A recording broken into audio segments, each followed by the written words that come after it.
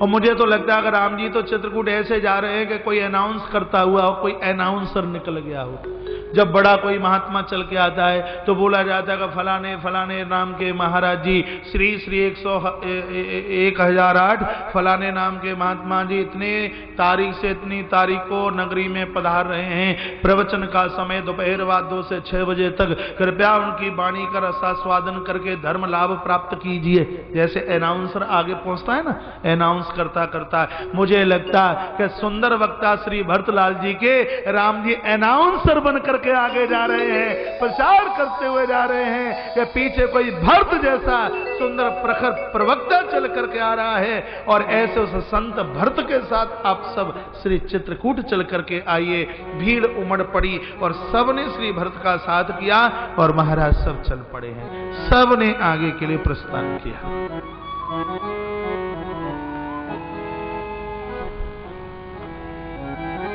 ये तो आप भरत का चरित्र सुन रहे हो, लेकिन बहुत देर हो गई, कल से अभी तक पता नहीं है मेरे राम जी का क्या हो रहा है, मेरे राम जी कहां है। अब चर्चा प्रभु राम की कर लें। गोस्वामी तुलसीदास जी हैं भरत के साथ, चर्चा राम जी की कर रहे हैं। ध्यान रखना और लिखने लायक बात है, भरत हैं संत, संत के संग रहोगे तो ही ईश्वर की चर्चा कर सकते हो। साधु का साथ नहीं किया तो संसार की चर्चा तो हो जाएगी, लेकिन परमात्मा की चर्चा कभी भी नहीं हो सकती।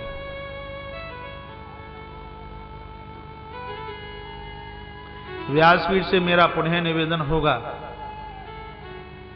जो यज्ञ में एक बार बैठ लिए हैं, कृपया द्वारा बैठ करके यज्ञ की व्यवस्था को अव्यवस्थित ना करें। इस भारी भीड़ में सबको मौका मिले यज्ञ में बैठने के लिए। दूसरी बात, जो यहाँ के नित्य के जजमान बने हुए हैं, हिंदुस्तान के हर प्रदेश के कोने कोने से आए हैं, हरियाणा, पंजाब, दिल्ली, राजस्थान, गुजरात, यहाँ तक कि उड़ीसा तक के लोग आज बालाघाट में हैं और पूरे अनुष्ठान के वो यजमान हैं। और यहां से वो जाएं तो उनको गिलानी होगी कि हम यजन में यज्ञ में ना बैठ पाए। 251 कुंड में से ज्यादा नहीं, उनके लिए सिर्फ आप 50 कुंड दे दीजिए। और आज ऐसी ही व्यवस्था की गई है। यहाँ के आसपास के भी हैं, पौनी मलाजखंड, परसवाड़ा, लांजी और भी आसपास के, जो इस आयोजन के पूरे नित्य के यजमान आहुति डालने के लिए बने हैं। व्यासपीठ से मेरा निवेदन, व्यवस्था को व्यवस्थित करते हुए उन लोगों को जरूर जगह दी जाए जो इसके नित्य के यजमान है। ये मेरी प्रार्थना है। और तो जो एक बार बैठ गए हैं यजन में, आप यज्ञ का दर्शन करते रहेंगे, शिवलिंग निर्माण करते रहेंगे, मुझे नहीं लगता कि किसी भारी यज्ञ से कम पुण्य की आपको प्राप्ति हो। पुराण में लिखा हुआ है कि एक करता है यजन और दूसरा करता है सेवा। सेवा करने वाले को यज्ञ में आहुति डालने वाले से ज्यादा पुण्य मिलता है, ये बात बिल्कुल पक्की है। तो सेवा में अपने आप को ज्यादा से ज्यादा खा पाइए। हमने तो यज्ञ में एक दिन आहुति डाली है, वो भी गौरीशंकर बिसेन जी थे, उस दिन बोले कि महाराज जी नहीं, आपको यज्ञ में बैठना ही पड़ेगा। ये यजन आपके ही लिए है। हम तो यहाँ किसी को राम राम भी करते हैं, श्री राधे राधे भी करते हैं व्यासपीठ से, ये बिल्कुल सही बोल रहे हैं। उस पूरे धर्म सत्कर्मों की, उस पुण्य की एक पोटली बनाकर भोलेनाथ के चरणों में लगाएंगे और कहेंगे कि प्रभु, इस आपके महान यज्ञ में जो भी कोई आया है, किसी कारणवश ना आ पाया हो, तो उसके जीवन में भी हे प्रभु आप दिन दूना रात्रि चौगुने के रूप में उभर जाना, इनको सब कुछ देना, ये संभाल न पाए इतना देना। प्रभु के चरणों में मेरी यही प्रार्थना होगी। जब घड़ी का कांटा एक पर पहुंचता है तो यहाँ से लोगों का यज्ञ मंडपम की तरफ जाना शुरू हो जाता है। ये देखिए अभी मेरे पास में एक पर्ची आ गई है कि 4000 लोग तो यज्ञ मंडपम में हमारा चारों तरफ से उसको बिल्कुल अपने अपने स्थान का रजिस्ट्रेशन कर लिया है। जो लोग बाहर से आए हैं, जब तक आरती नहीं हो जाएगी तब तक उठेंगे नहीं। आपके कुंड बिल्कुल सुरक्षित हैं। आज आपको सबको बैठने का सौभाग्य प्राप्त होगा। ठीक है। और भी हमारे बाहर से जो लोग आए हैं, ये तीनों विधायक आप भी आहुति डाल करके जाना।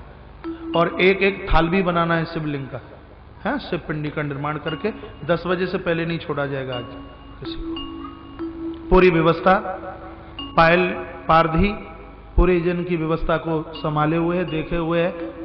तो मैं पुनः वहन पायल पारधी को यह निवेदन करूंगा कि तुम पूर्व से वहां पहुंच जाना, किसी भी प्रकार की अव्यवस्था ना हो। ये माता एकदम कहां चल पड़ी है, ऐसे जन थोड़ी होगा। आप सभी बैठिए। अभी भगवान शंकराचार्य को सुनने का सौभाग्य, शंकराचार्य जी को सुनने का सौभाग्य आपको प्राप्त होगा। कम से कम श्री भरतलाल जी को चित्रकूट तो पहुंचाने दीजिए। प्रवचन छूटे और आप आहुति डालें तो फिर उस आहुति का आपको मिलेगा क्या? द्रव्य यज्ञ से यह ज्ञान यज्ञ बड़ा है। बड़े श्रोता चतुर हैं, बड़े होशियार हैं, बड़ी चालाकी है।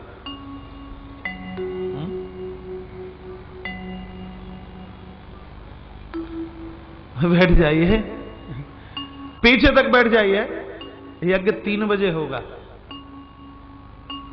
कोई अपने अपने स्थान से खड़ा नहीं होगा। कुंड तो वहीं रहेंगे, व्यवस्था आपके लिए। आज नहीं बैठ पाओगे तो कल बैठ जाओगे, कल नहीं बैठ पाओगे परसों बैठ जाओगे। एक बार तो मौका सबको ही मिलेगा। और आप ये सोचें कि किसी को पता ना चले और जबरदस्ती से आप दूसरी बार भी घुस जाएं, तो मुझे नहीं लगता कि भगवान भोलेनाथ विमान लेके प्रकट हो ही जाएगा। मुझे लगता नहीं है। सहूलियती और संतोष जीवन की सर्व औषधि संपत्ति है।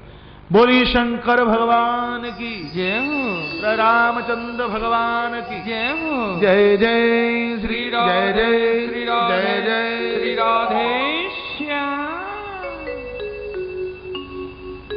आज एकादशी का व्रत आपने किया होगा, बहुत बढ़िया है, अच्छी बात है। आज की भी है, कल की भी है। और आज के जितने भी ये शिवलिंग और उनका अभिषेक भगवान जगन्नाथ प्रभु के नाम से अभिषेक होगा। जगन्नाथ भगवान। इसलिए इस भरे पांडाल में जितने भी लोग हैं, जितना बने उनके हाथों से शिवलिंग रुद्र निर्माण होना ही चाहिए। भले भी कितना बजाए। आप स्टेडियम भोजन के लिए बाद में जाया करो, क्योंकि निराहार रह करके अनुष्ठान करने का बहुत भारी महत्व है। पहले से पिंडी बनाइए, शिवलिंग बनाइए, और उसके बाद में आप भंडारे के लिए आप जाइए। कल बहुत अच्छा लग रहा था। इतने बड़े पंडाल में कहीं भी पांव रखने को जगह नहीं। कुछ उन्होंने देखा कि भीड़ भारी है तो वो बाहर से ही लौट करके आ गए। आपको निकलने के लिए तो जगह थी, तो जहां से आपको रास्ता मिल जाए, अपनी बहन के साथ, अपनी सहेली के साथ, अपने मित्र के साथ, अपने अड़ोसी के साथ, अपने पड़ोसी के साथ में आप बैठ करके शिवलिंग शिवरुद्री का निर्माण करें। बहुत अच्छा। और ये मैं कोई अतिशोक्ति नहीं कर रहा कि धन्य हो जाएंगे वो हाथ जिन्होंने शिवलिंग शिवरुद्री का निर्माण किया है। ऐसे ऐसे जिनका शरीर कामयाब नहीं है, उठ करके बैठ भी नहीं सकते। और जब मैं वहां सुनता हूं कि हमने 5100 शिवलिंग बनाए, 7000 शिवलिंग बनाए, बालाघाट के ऐसे बहुत से परिवार हैं जो 40,000 से लेकर 51,000 तक उन परिवारों में से शिवलिंग निर्माण इस बालाघाट के पीछे के पंडाल में बड़े विस्तार से हो रहा है। बड़ा अच्छा लग रहा है, बहुत बढ़िया लग रहा है। ये आवाज दुनिया के 200 देश सुन रहे हैं कि इस हिंदुस्तान में एक ऐसा जिला, कोई बालाघाट भी है, जहां भगवान शंकर 11 करोड़ रूप धारण करके प्रकट हो रहे हैं। अहो अड़ियाम में तो महियाम। भगवान तो छोटे से छोटे और बड़े से बड़े हैं मेरे भगवान। छोटे से छोटे, बड़े से बड़े, अनादि और अनंत भगवान शंकर।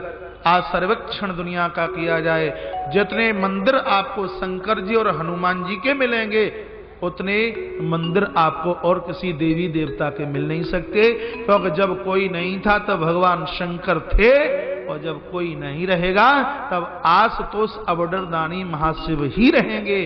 किसी भी देवी देवता के आप भक्त क्यों न हो, आपकी पूजा में भगवान शंकर के लिए तो स्थान होना ही चाहिए। क्योंकि और हैं देव और ये शंकर हैं अपने आप में महादेव। रामकृष्ण के पुजारी हैं, शंकर की आराधना करोगे तो ही रामकृष्ण आपके ऊपर प्रसन्न होंगे। मैं राधा कृष्ण का पुजारी हूं, मेरे इष्ट राधा माधव है। श्रीमद् भागवत मेरा इष्ट है, और वृंदावन मेरा आलय है, चित्रकूट मेरा प्राण है। लेकिन भगवान शंकर हमारा दादा है, भोलेनाथ। छाती फाड़ दें, शंकर की तस्वीर दिखा दें, ऐसा कर नहीं सकते, क्योंकि हम हनुमान नहीं इंसान हैं। इसलिए पूजा अधूरी है शंकर के बिना। और एक गुप्त मत सबई कहूं कर जोर, शंकर भजन बिना न रहा, भगत न पाव हो मोर। ये तो स्वयं भगवान कहते हैं, कोई मेरा कितना भी बड़ा अनुयायी क्यों न हो, यदि उसकी जिंदगी में भगवान शंकर के लिए स्थान नहीं है तो उसको कभी भी मेरी प्राप्ति नहीं हो सकती। इसलिए रामकृष्ण के अनुयायियों को भी ये मैं निवेदन करना चाहूंगा, अपने इष्ट की अपने ऊपर पूर्ण कृपा चाहते हैं तो भगवान शंकर की आराधना जरूर कीजिए। और मुझे ये लगता है कि यह सौभाग्य हो सकता है कि जिंदगी में दोबारा प्राप्त न होवे। देहली पर आई हुई गंगा में डुबकी लगाने से वंचित मत रह जाना। पुनः ही मेरा निवेदन, बालाघाट का हर परिवार यहाँ भगवान शंकर की पिंडी का सृजन अपने हाथों से करता हुआ, अभिषेक का आनंद लेता हुआ, माता बैन गंगा की गोद में जो लोग बैठे हैं, माता भगवती बैन गंगा भी आज मुस्कुरा रही है। उस मुस्कुराहट के साथ में आप भी उस मुस्कुराहट के भागीदार बने, उसमें अपनी भी अब भागीदारी जोड़े। आयोजन साधारण नहीं है, बहुत विराट है। आपको तो देखते देखते 7-8 दिन हो गए। ये तो बाहर से जो लोग देख रहे हैं, सुन रहे हैं, उनसे रहा नहीं जा रहा। बाहर से भी लोगों की भीड़ बढ़ रही है। मुझे कहा जा रहा था कि गोंदिया स्टेशन पर तो इतनी भीड़ है कि पांव रखने को जगह नहीं, इतनी भीड़ है। जबलपुर से रेल के डिब्बे फुल लबालब होते हुए आ रहे हैं, क्योंकि इधर की टिकट वेटिंग में चल रही है। जबलपुर से टिकट जल्दी कन्फर्म हो रही है, तो यहां से जो जबलपुर बालाघाट की छोटी लाइन से गाड़ी जाती है वो भी फुल है लबालब। कल जबलपुर के लोग मुझे पंडाल में बोल रहे थे 200 से 250 तक तो सिवनी से लोग यहाँ लोग आ रहे हैं। छिंदवाड़ा से भारी संख्या में लोगों का आगमन हो रहा है। और हमारी नगरी मंडला तो पूरी की पूरी इस समय बालाघाट में ही महाराज वशी हुई है। और आयोजन में बहुत बड़ा सहयोग नगरी मंडला का और पूरा बालाघाट जिले का। मुझे नहीं लगता कि कोई ब्लॉक और कोई तहसील आयोजन में आने से वंचित रही हो, क्योंकि सौभाग्य की बात है कि आयोजन आपका है। और ये क्या गुदगुदी की बात नहीं है कि इतना बड़ा अनुष्ठान, इतना बड़ा यज्ञ और आपके जनपद और आपके जिले में होने के लिए जा रहा है। इसके लिए आपके लिए एक बहुत बड़ी गौरव की बात होगी। और हमने तो ये सिद्ध करके बताया है कि बालाघाट से जितनी आत्मीयता रखी, हे भोलेनाथ उस ऋण को चुकाने की उस लिस्ट में खड़े हुए हैं कि शायद ये भगवान की कृपा से पूरा हुआ। तो ये हमें लगेगा कि इस क्षेत्र से जितना स्नेह किया और उसके लिए कुछ करके दिखाया। और मुझे इस बात की इसलिए भी खुशी हो रही है कि इस जगत में भगवान के अनुयायियों की कमी नहीं है। इस विलक्षण कार्य के लिए भगवान ने हमारा चुनाव किया। ये मेरे लिए इस जिंदगी में इससे और बड़ी और कोई दूसरी खुशी की बात नहीं हो सकती। पुनः व्यासपीठ से मेरा निवेदन कि जैसे ही आरती होगी, इस भारी संख्या में जितने भी लोग आप बैठे हैं, आप सबके सब भगवान शंकर के परिसर में शिवलिंग रुद्र निर्माण उस महास्थल पर आप जरूर पहुंचेंगे। 2 के बीच में एक परातो होगी। अभिषेक 7:30 से 8 बजे तक होता है। भगवान का एक चमत्कार मैं आपको इस व्यासपीठ से सुनाऊं, आप भी सुनकर के हैरान हो जाएंगे। यहां रोज मिट्टी की एक बड़ी पिंडी बनाई जाती है, मिट्टी की बहुत बड़ी पिंडी बनाई जाती है और रोज उसका विसर्जन किया जाता है। वो स्थान खाली नहीं छोड़ा जाता। दूसरे दिन जब उसको उठाया जाता है, नई पिंडी का निर्माण किया जाता है। किसी कारणवश बीच में मेरा आगमन हुआ, पूज्य महाराज श्री जी स्वामी जी अखिलेश्वरानंद जी महाराज का जाना था और मुझे विदाई के लिए आना पड़ा। और उसी समय भक्तों ने पुरानी पिंडी के ऊपर मिट्टी चढ़ा करके लीपा पोती करके और उस पिंडी को तैयार कर दिया अभिषेक करने के लिए। इतने में मेरा वहां से पहुंचना हुआ। मैं 7:30 बजे वहां पहुंचा। सो देखा कि पिंडी बीच में से फट रही थी, उसके खंड खंड हो रहे थे जल लहरी की तरह। मेरी आंखें भर आई। मैंने कहा फटी हुई पिंडी तो एक क्लेश का प्रतीक है। शिव महापुराण में लिखा है अभिषेक करने वाली पिंडी फट जाए तो वहां एक बहुत बड़ा क्लेश होने वाला है। ये इतना बड़ा अपराध कैसे हुआ, ये हुआ कैसे, ये पिंडी बीच में से कैसे फटी। और मैंने इन लोगों को पूछा कि मुझे लगता है कि ये पिंडी कल की तो नहीं है, ये बताने को तैयार, उनका ये पिंडी उठाइए, मुझे लगता है कि पिंडी कल की है। तो पुरानी पिंडी के ऊपर महाराज बाहर का कवच लगा हुआ नजर आ गया। यदि उस पिंडी का अभिषेक हो जाता तो एक बहुत बड़ी गलती वाली बात हो जाती। ये भगवान शंकर ने सिद्ध करके बता दिया कि इस समय में रुद्रलोक में नहीं, इस समय में अमरनाथ में नहीं, इस समय में बालाघाट की धरती में हूं। कोटेश्वर नाथ प्रभु ने मैं सिद्ध करके बता दिया कि इस समय मैं बालाघाट की धरती पर बसा हुआ हूं। और एक विलक्षणता की बात सुनिए, कल प्रातः श्री नागरमल अग्रवाल जी से मेरी चर्चा हो रही थी। काका महाराज आज शिवलिंग कितने बनेंगे? किसी ने कहा 50 लाख, किसी ने कहा 60 लाख, किसी ने कहा 80 लाख। तो मैं उन्हें निवेदन कर रहा था, कोटेश्वर नाथ भगवान के चरणों में ये हमारी निष्कपट निश्चलता के साथ में ये हमारी आस्था है कि आज शिवलिंगों का निर्माण 1.25 करोड़ से कम नहीं होगा। और ये स्थिति बनी 1.25 करोड़ से ज्यादा शिवलिंग का निर्माण कल की 7वें दिन, कल 1.25 करोड़ शिवलिंग का निर्माण हुआ। आप विश्वास करना, इस समय भोलेनाथ पूर्ण रूप से हमारे इस भावी अनुष्ठान में विराजित हैं। तो जब भगवान भोलेनाथ यहाँ बैठे हैं, इनकी कृपा के आप अनुयायी जरूर बने। इस मौके को भुला मत देना, इस मौके को विस्मृत मत कर देना। आप सभी का मैं आह्वान करता हूं, आप सभी इस अनुष्ठान, इस यज्ञ, इस महान कार्य में चल करके आइए। ये संकल्प मेरा नहीं है, ये संकल्प आप सबका है, क्योंकि शुभ संकल्प, शुभ संकल्प है बालाघाट जिले के हर बच्चे का, हर बहन का, हर मां का, हर भाई का, हर सदस्य का ये संकल्प है। और आपको पता होना चाहिए, जब संकल्प पूरा होता है तो भगवान हृदय खोलकर इतना देता है, इतना देता है कि जब वो 1000 हाथों से देता है तो ये हमारे 2 हाथ संभाल नहीं पाते कि हमें हमारे जीवन में कितना मिला है।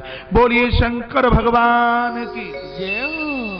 नमः पार्वती पतये हर हर महादेव। जय जय राधे, जय जय राधे श्याम। जब तक संतों के साथ नहीं रहोगे तब तक हरि की चर्चा नहीं हो सकती। गोस्वामी तुलसीदास जी हैं भरत के संग और चर्चा राम जी की करने के लिए जा रहे हैं। लिखा है वहां राम रजनी अवशेषा। वहां राम, इसका मतलब तुलसी यहां है। तुलसी राम जी के संग होते तो ये लिखते कि यहां राम रजनी अवशेषा। लेकिन तुलसीदास जी लिख रहे, हिंदी तो आपने पढ़ी होगी, समझ में आ रही होगी। यदि तुलसीदास जी राम जी के संग होते तो क्या लिखते? यहां राम रजनी अवशेषा। लेकिन तुलसीदास जी ने यह नहीं लिखा।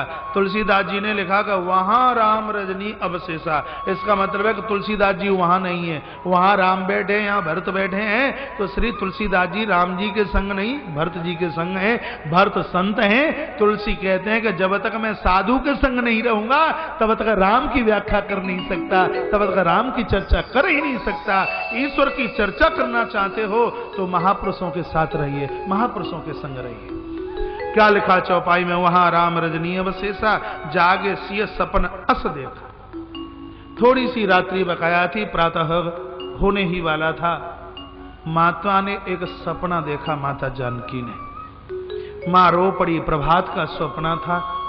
मां की आंखें भर आई और माता रोती रोती प्रभु राम के पास आई। आंख में आंसुओं की धार है और बोल भी सकती नहीं। हाथ जोड़ करके मां सामने खड़ी हो गई। राम जी ने पूछा क्या बात है? फुपक फुपक करके जानकी माता रोने लगी। कहा प्रभु मैंने सपना देखा है। क्या सपना देखा? भरत आ रहे हैं। राम जी ने कहा बहुत अच्छी बात है, भरत आ रहे हैं। तो कहा अकेले नहीं आ रहे, चतुरंगड़ी सेना भी साथ में आ रही है।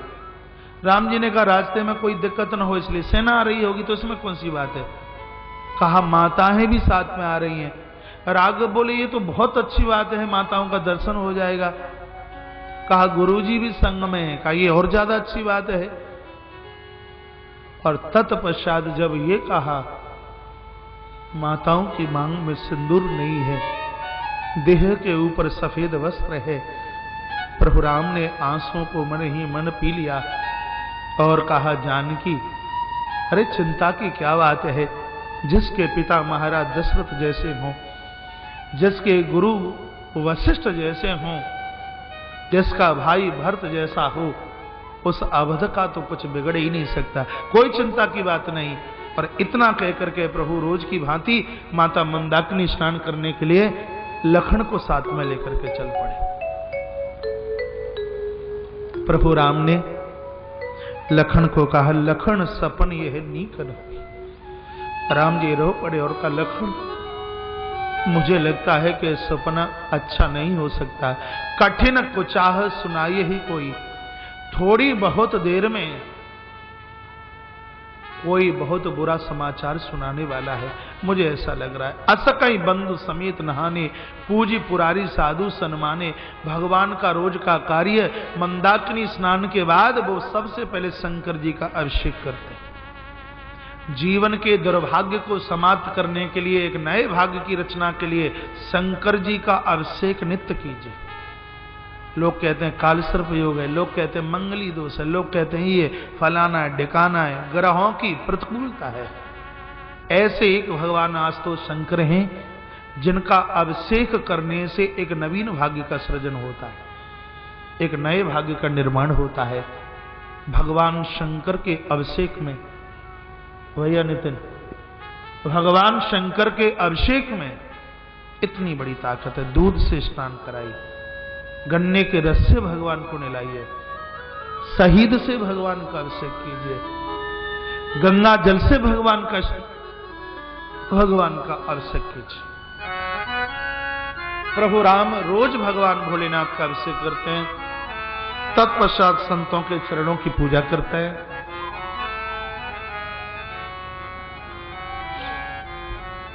शंकर जी के अभिषेक के बाद अपनी कुटिया पर आए, संतों का झुंड लगा हुआ है, संतों का पूजन भगवान कर रहे थे। इतने में तो सामने से पशु और पंक्षी दौड़ते हुए आ रहे हैं। सनमान सुर मुनि बंद बैठे, उतर दिस देखत भई, नवधूर खग मृग भूरे भागे, विकल प्रभु आश्रम गए। सब पशु पंक्षी दौड़ते दौड़ते प्रभु राम की कुटिया तक पहुंचे। ऐसा कह रहे थे, प्रभु कोई चतुरंगड़ी सेना लेकर के आ रहा है, अरे हमें कैसे ही बचा लीजिए। सामने से खटपटाहट, महाराज घोड़ों की टपटपहाट की आवाज, उड़ती हुई धूल आकाश को छूती हुई, और मेरे प्रभु को लगा न जाने क्या होने वाला है। तब प्रभु ने अपनी जटाओं को संभाला, अपने आयुध को संभाला और कहा, तू कौन है? तुझे ये नहीं पता कि यहां राम है? और जब प्रभु के मुंह से आवाज निकली है, तब तो महाराज सुनत सुमंगल भई, सब समाचार किरात कोल ने आयते ही अवसर कहे।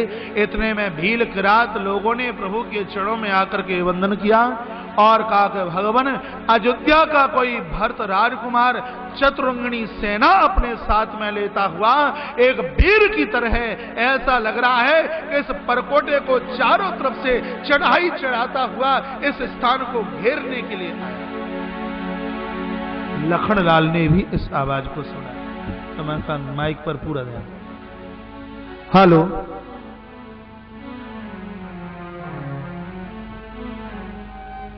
नहीं है कोई यहां?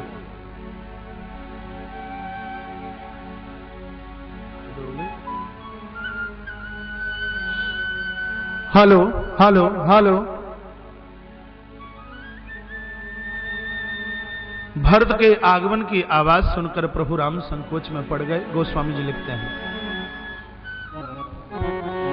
बहुरी सोच वैस भई रवनु, बहुरी सोच वैस भगे रवनु, कारण कवन भरत आगमनु, बहुरी सोच वैस भई रवनु, कारण कवन भरत आगमनु, एक आए अस कहाँ बहोरी, एक आवस कहाँ बहोरी, सैन संग चतुरंग थोरी, बहुरी सोच वस भय रवनु, कारण कवन भरत आगमनु, बहुरी सोच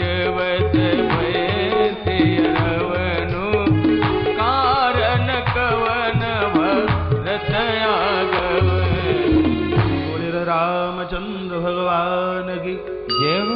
जैसे एक वनवासी भाई ने भरत के आगमन की बात कही है तो भगवान राम सोच में पड़ गए। भरत सेना लेकर चढ़ाई चढ़ाने के लिए आ रहा है, राम ने ये नहीं सोचा। प्रभु राम ने ये सोचा कि चतुरंगड़ी सेना साथ में लाने का मतलब ये है कि राज तिलक का सामान भी भरत अपने संग लेके आ रहा है। एक तरफ तो भाई का प्रेम और दूसरी तरफ पिता की आज्ञा, और मुझे पीड़ा इस बात की है कि भाई के प्रेम में कहीं पिता की आज्ञा की अवहेलना ना हो जाए। कि सोच करके श्री राम विचार में पड़ गए। सोच स्थिति में देखा प्रभु राम को लखन ने। लखनलाल अपने आप को संभाल नहीं पाए। प्रभु राम के सामने श्री लखन आए और कहा, भगवान एक छोटी सी बात के लिए और आप इतने चिंता के सागर में आप डूब गए। आप चिंता काय के लिए करते हो? मुझे आश्चर्य इस बात का हो रहा है, कब जब ये भरत चतुरंगनी सेना अपने साथ में लेकर के अयोध्या से चला तो अयोध्या के किसी व्यक्ति ने इस भरत को ये नहीं कहा कि राम अकेले नहीं, साथ में लखन भी गया है। भगवान आज आपकी आंखें खुली हैं, सदैव इस भरत की प्रशंसा करते करते आप थकते नहीं, और मैंने तो हमेशा आपसे यही कहा कि विषवेल कभी अमृत जैसा फल नहीं दे सकती। जिसकी मां उल्टा केकई ऐसी हो जिसने हमें घर से बाहर निकाल दिया, आप बताइए कि उसका पुत्र अमृत की तरह कैसे हो सकता है? लेकिन प्रभु आप चिंता ना करें, आज मैं सौगंध आपके चरणों की खा करके कहता हूं कि अपना पिछला वैर मैं इस भरत से जरूर निभाऊंगा। पिछला वैर क्या है कि लखनलाल शेष के अवतार हैं, भरतलाल गरुण के रूप हैं, गरुड़ और शेष का जन्मजात वैर है। कह दिया पिछला वैर आज मैं लेकर के रहूंगा। अपनी जटाओं को बांधा, बांध जटा सिर कस कस भाता, भ्रकुटी चढ़ गई और कहा, प्रभु आपके चरणों की सौगंध खा के कहता हूं आज राम सेवक जस लेऊ, भरत समर सिखावन देऊ, राम निरादर कर फल पाई, सोबई समर सेज दो भाई। मैं भगवान शंकर के चरणों की सौगंध खा करके कहता हूं और ये बताने के लिए दोनों भुजा उठाता हूं कि राम का निरादर करने पर स्थिति क्या होती है। यदि इन दोनों भाइयों को मैंने युद्ध में न सुला दिया, मैं अपने माता सुमित्रा के दूध की सौगंध खा के कहता हूं कि मैं क्षत्रिय धर्म को उतार करके रख दूंगा। महाराज वीर गर्जना लखनलाल ने की है। लखनलाल तो काल के प्रतीक हैं, लखन गर्जना करे तो लगे कि दुनिया का प्रलय न हो जाए। गर्जना लखनलाल ने की, आकाशवाणी हुई, जग भई मगन गगन भई वाणी, लखन बाहुबल विपुल बखानी। हाँ लखन, तुम्हारे लिए भी कोई बड़ी बात नहीं है, तो जो तुम कह रहे हो बिल्कुल सच है, लेकिन लखन बिना सोचे और बिना विचारी तुमने अपने कदमों को पामों को आगे के लिए बढ़ा लिया, तो तुम्हारे पास में पछताने के अलावा और कुछ भी नहीं रहेगा। गोस्वामी जी लिखते हैं, लखन के मुंह से भरत के लिए निकले हुए शब्द राम सहन नहीं कर पाए। प्रभु राम की आंखें भर आई, राम रो पड़े। प्रभु राम ने कहा, भरत, प्रभु राम ने कहा, लखन आज तक मैंने तेरी सौगंध नहीं खाई कभी।